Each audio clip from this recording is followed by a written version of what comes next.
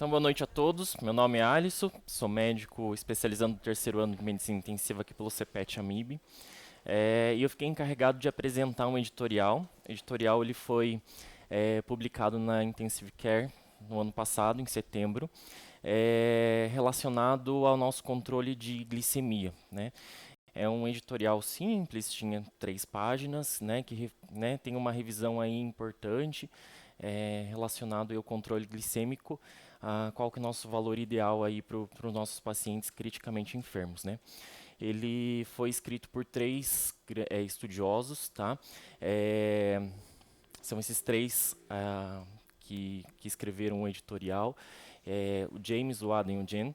Eles são 2 americanos e um que trabalha na Bélgica, eles todos são médicos, eles trabalham, né, em linha de pesquisa aí relacionado à glicemia em todos os pacientes em UTI.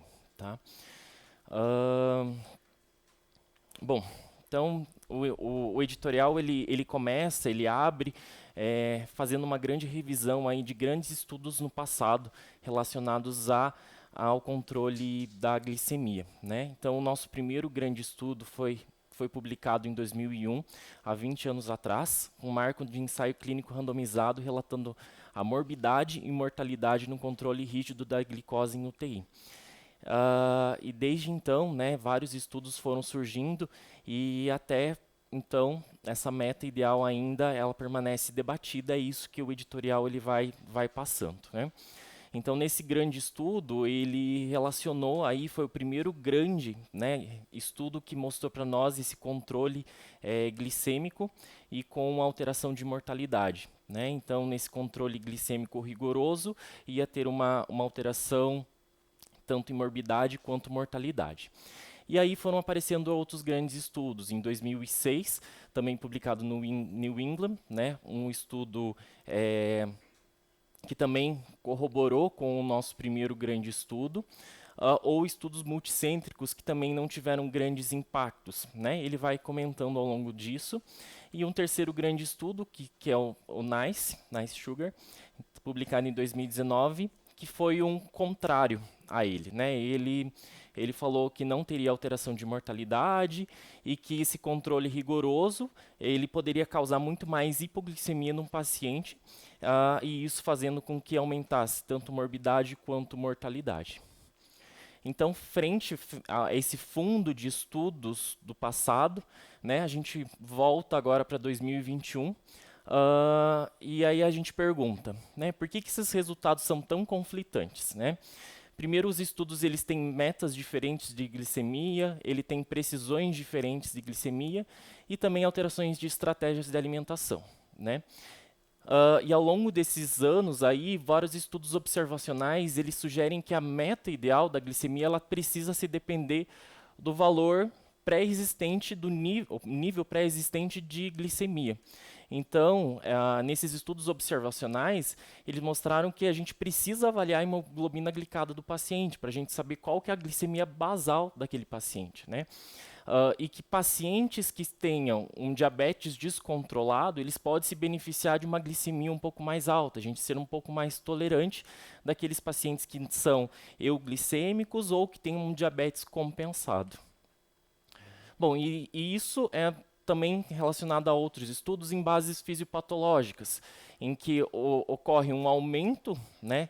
Aqueles pacientes que têm já um aumento crônico da glicemia, eles vão ter alterações em receptores, né? Por exemplo, GLUT, que são transportadores de glicose, né, intracelular até a membrana da membrana, fazendo com que carreie a glicose para dentro da célula, eles têm essa diminuição da expressão desses receptores, fazendo com que já tenha uma resistência insulínica diferente. Então, esses pacientes que tenham uma glicemia alterada, diabético, que são descompensados, eles acabam sofrendo mais com hipoglicemia. Então, frente a esses dados de estudos observacionais e de estudos prévios, e essa base fisiopatológica, então a gente precisaria fazer uma estratégia mais individualizada e personalizada, base nesses pacientes que estejam, que são admitidos em UTI. Então, frente a tudo isso, surge esse estudo, também publicado na mesma revista, né, na Intensive Care, em setembro do ano passado, publicado junto com o editorial. Foi denominado um estudo, Controlling, com diversos autores, em um estudo multicêntrico, né, que avaliou justamente, né, um objetivo de comparar se a gente faz um controle personalizado, individualizado, para o controle habitual, o nosso controle básico, né?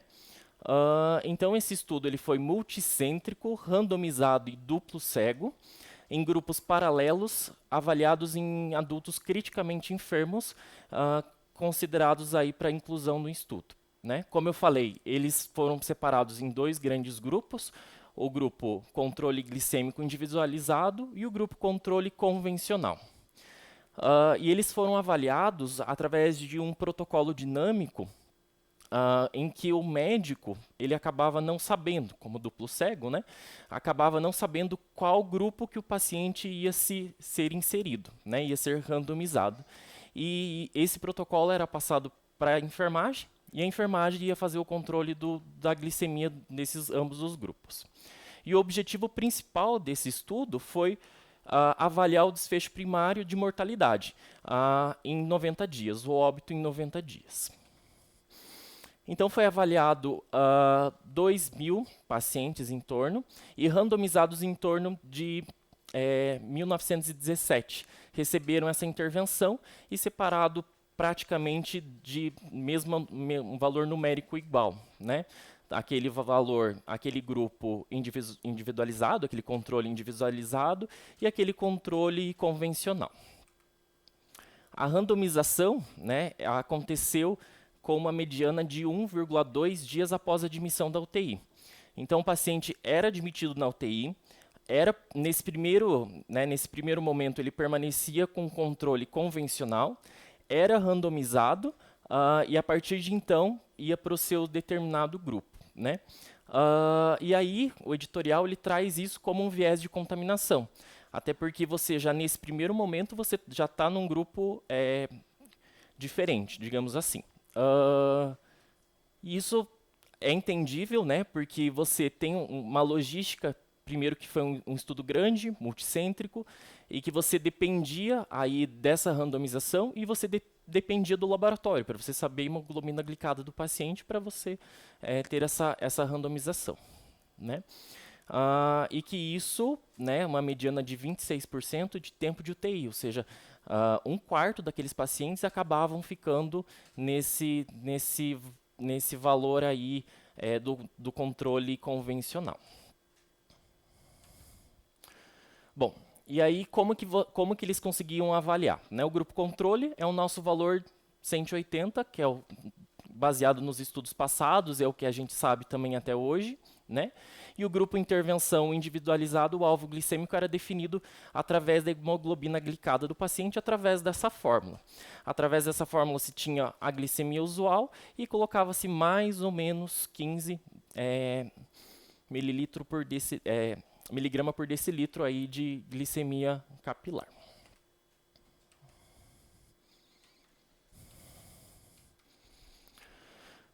Bom, então esse programa, essa randomização e essa forma com que a enfermagem usava aí o controle glicêmico, ele não foi validado para orientar esse tratamento individualizado.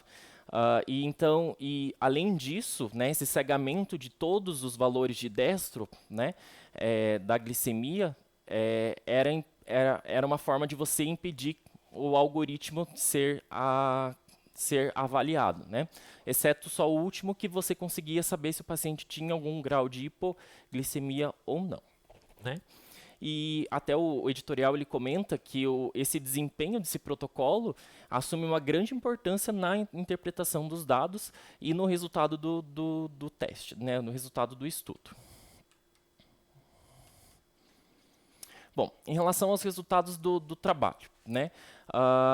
Eles avaliaram, então, o objetivo final, o desfecho primário, mas também eles avaliaram dados secundários, né? Um dos dados secundários foi em relação à hipoglicemia, se faria mais ou não. Então, a hipoglicemia grave, ela não foi estatisticamente diferente entre os grupos, mas aqueles que que estavam no grupo intervenção, né, eles apresentavam mais hipoglicemia. E isso faz sentido, né? Em casos que aqueles pacientes que têm uma resistência insulínica, dentro desse algoritmo que eles acabaram usando, eles acabavam usando muito mais insulina comparado àqueles grupos, ou aquele grupo convencional, né? E isso está associado à mortalidade em várias intervenções ou estudos observacionais, que é o que a gente já sabe desde lá de 2009, né? Então, hipoglicemia moderada e grave é associado à mortalidade significativamente aumentada, né? E isso, com a hipoglicemia prolongada, ela deve ser evitada. E justamente foi isso que aconteceu no estudo, né? Acabaram que dentro de visualizar isso, que você não estava tendo benefício com o estudo ele foi interrompido. Justamente porque tinha uma baixa probabilidade do benefício e existia um dano relacionado àquele grupo que estava acabavam estando no grupo de intervenção. E em relação ao principal objetivo do estudo, né, que foi avaliar essa mortalidade, não houve diferença significativa, né? Então, quando a gente avalia a curva que compara os dois grandes grupos, com a mortalidade em 90 dias, a gente não vê diferença entre os grupos, né? A gente vê um P 0,2. Então, não houve essa diferença significativa nesse controle glicêmico restrito, né, individualizado ou o habitual. Bom, e aí o editorial ele termina comentando quais são essas lições que a gente aprendeu em relação a esse estudo, né? Então, ele reafirma que existe uma associação entre hipoglicemia e mortalidade, que é o que a gente já sabe dos estudos passados, então só reafirmou agora no estudo de 2021. Estudos futuros devem garantir tamanhos de amostra adequados para o resultado primário suficiente para identificar diferenças nos resultados se houver. Por mais que o estudo ele teve aproximadamente 2.000 pessoas, ainda assim não houve diferença e os cálculos estatísticos não pôde avaliar o desfecho primário, né? E ainda a gente continua com uma dúvida, né, em essa questão crucial. Se esse manejo, né, dessa glicemia personalizada permanece ainda sem resposta. Se é boa ou não, até porque a gente não teve resultado significativo dentro desse estudo. Então, a gente ainda ficamos sem saber. É isso. Obrigado. Bom, então do que nós estamos falando, para poder fazer uma síntese aqui? Nós estamos falando de que os doentes que são criticamente enfermos, quando eles internam dentro da unidade intensiva, eles têm um grande potencial de desenvolver hiperglicemia. Seja os doentes que já tinham uma história de diabetes antes, vão fazer mais hiperglicemia. Os doentes que não tinham diabetes podem fazer hiperglicemia, principalmente por uma resistência aumentada à insulina. E durante até 2002, a gente controlava a glicemia de acordo com o DESO e aplicações de insulina regular intermitente. Intramuscular, quando o doente estava chocado, subcutânea, quando o doente já tinha um nível de perfusão bom. Subitamente, a Vanderberg, estudo clássico da Vanderberg 2002, 2.000 doentes, 1.600 doentes, controlou administração endovenosa contínua de insulina para poder controlar a hiperglicemia. Com dois focos. Um foco no máximo 110, outro foco aceitando até 200 de glicemia. Okay? E ela mostrou uma redução de mortalidade naqueles doentes que faziam tratamento intensivo de insulina, um foco de deixar a glicemia normal, no máximo 110. Esse estudo é um estudo principalmente com pacientes cirúrgicos, e um doente de um centro, são pacientes de um centro só. Tá? Então, no qual ela é uma baixinha, pequenininha, obsessiva, compulsiva, fazia um bom controle da glicemia desses doentes, não deixava os doentes fazer muita hipoglicemia, nem hiperglicemia, fazia controle. Quando esse troço caiu no mundo real, as pessoas começaram a achar que era difícil fazer o controle intensivo disso. E que esses doentes, quando você fazia o controle intensivo de insulina, eles faziam muita hipoglicemia. A Vanderberg, vários anos, defendia a ideia de que a hipoglicemia não tinha o mesmo efeito deletério que a hipoglicemia. E que a gente devia fazer controle estrito da glicemia. Isso veio o Blue Control, que é mais ou menos 2005, 2006, mais ou menos. Mas isso matou a charada, matou essa questão, essa discussão. Foi motivo aí durante 7 anos, em 2009, com Nice Sugar. O pessoal controlou, então, vamos fazer o tratamento intensivo de insulina, a la Vanderberg, controlar a glicemia, não deixar ela passar de 110. Um outro grupo, nós vamos aceitar até 180. Né? Porque talvez a hiperglicemia não seja assim tão deletéria. Esses doentes vão fazer menos hipoglicemia. Batata. Mortalidade em 90 dias. Foi menor no grupo com 180 dias. A Vanderberg esperneou, mas ela desapareceu do mercado. Até que ela já nem parece mais nos estudos. Ela hoje faz mais estudos de nutrição. Ela é muito boa. Tem um centro de excelência. Mas, enfim, aquele modelo que ela desenvolveu, que foi publicado há 20 anos atrás, ele se mostrou ser demais, excessivo para o doente crítico. Basta você manter insulina endovenosa contínua e controlar, não deixando passar de 180. Você vai ter menos hipoglicemia dentro da unidade de terapia intensiva. Talvez menor mortalidade. Ok, não surgiram grandes outros estudos, ensaios clínicos depois de 2009. Muitos estudos observacionais pareciam mostrar que se você pega um doente que já tem diabetes, talvez esse doente não tenha uma mortalidade muito grande quando faz hiperglicemia. Talvez você tenha que ser mais relaxado com esse doente. E o doente que não tinha diabetes antes, esse doente precisa de uma glicemia mais controlada. Esse é o que os estudos observacionais estavam mostrando. Para poder resolver essa questão, seria necessário você fazer um outro estudo. E daí fazer uma terapia personalizada.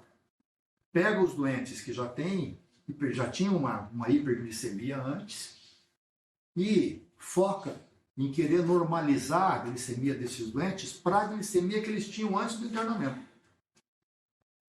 Para os doentes que não tinham hiperglicemia antes, até 180 está legal. Como é que eu sei qual era a glicemia que o doente tinha antes?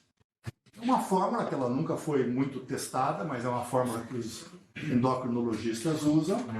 Se você pega a hemoglobina glicada, ela vai dar 7, por exemplo, por cento, vezes 28,7 menos 46, isso vai dar uma glicemia aí de 200.